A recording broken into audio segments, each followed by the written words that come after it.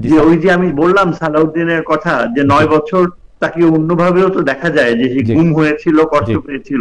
না, গুম হয়নি, কষ্টও পায়নি। তিনি বহাল তবিয়তে এস আলমের গ্রুপের কর্মকর্তা হিসাবে সেখানে তারই টাকায় ওইখানে আরামে ছিলেন। এবং তার ছেলেকে দেখলাম পরশুদিন আমাদের চিফ অ্যাডভাইজারের সাথে ছবি তুলতে। একবারও কিন্তু তার ছেলে ওই সময়টায় তুলে ধরেনি মিডিয়াতে যে তার বাবা গুম হয়েছিল। হুম। আচ্ছা, তারপরে আমি বলি যে এই যে 15 বছর ধরে বিএনপির নেতারা অনেক কষ্ট পেয়েছে, অনেক ইয়ে করেছে। হ্যাঁ, পেয়েছে, কিন্তু পায়নি কারা?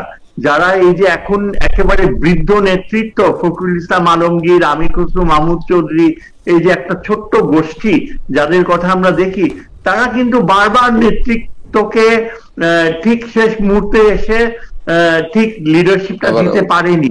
এবং অনেকেই মনে করে যে তারা একটা বিশেষ অনুগ্রহ পেয়েছে আওয়ামী লীগের কাছ থেকে।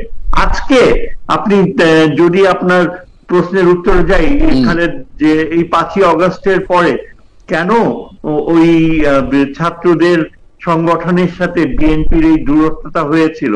এই দূরত্বটা হয়েছিল কারণ বিএনপির যে বৃদ্ধ নেতৃত্ব, এরা স্ট্যাটাস কিউ ওরিয়েন্টেড ছিল। এরা ছাত্রদের নেতৃত্বে যে এত বিরাট একটা আন্দোলন হয়েছে, এটা তারা ঠিক মনে প্রাণে গ্রহণ করেনি, মেনেও কিন্তু নেয়নি। স্যার আপনি কি ছাত্রদের স্যার মধ্যে আপনি কি স্যার সত্যি মনে করেন যে ছাত্রদের যে এই নেতৃত্বে এই আন্দোলন, এই আন্দোলনের মধ্যে বিএনপির অনেক বড় একটা অবদান ছিল না? আপনি কি মনে করেন না যে এর মধ্যে জামায়াতের অনেক বড় একটা অবদান ছিল না? স্যার আপনি কি এইটাও মনে করেন না যে 15 বছর ধরে বিএনপি যে রাজপথে আদালতে আন্দোলন করলো, ত্যাগ স্বীকার করলো, ওই ছাত্ররা যদি বা আমরা সবাই যদি সে সময় বিএনপি কে সমর্থন করতাম, তাহলে আওয়ামী লীগের শাসন আমলে এত লম্বা হয় না স্যার।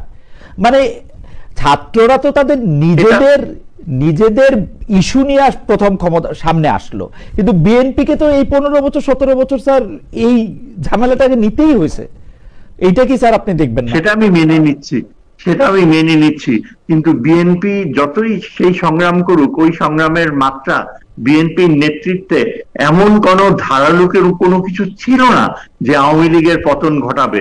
এবং সেটার বিশেষ কারণ ছিল এই যে ভারত ভারত নিষ্ঠার সাথে আওয়ামী লীগকে সমর্থন দিয়ে গিয়েছে। স্যার এইটা ভারত একটা কারণ, কখনো এটা একটা চায়নি। কারণ স্যার, কিন্তু ইতিহাসের খাতিরে তো আপনি বলতে হবে এইবার যেমন জুলাই আন্দোলনের এই প্রাণক্ষয়ী সংঘর্ষে আমরা যেমন সবাই মিলে এটাতে অংশগ্রহণ করেছিলাম যে যার জায়গা থেকে, বিএনপির এই আন্দোলনগুলিতে তো আমরা কেউ অংশগ্রহণ করি নাই।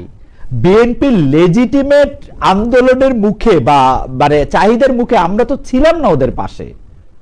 এটা কেন স্যার আমরা অস্বীকার করব? স্যার আমরা তো স্যার আমরা তো দিনের পর, আপনি খুব ভালো করে জানেন স্যার, দিনের পর দিন শেখ হাসিনার সরকারকে তো একরকম মেনেই নিয়েছিলাম আমরা। মানে এটা তো অস্বীকার করার কোনো উপায় নাই। না, সেটা বিতর্কের বিষয়।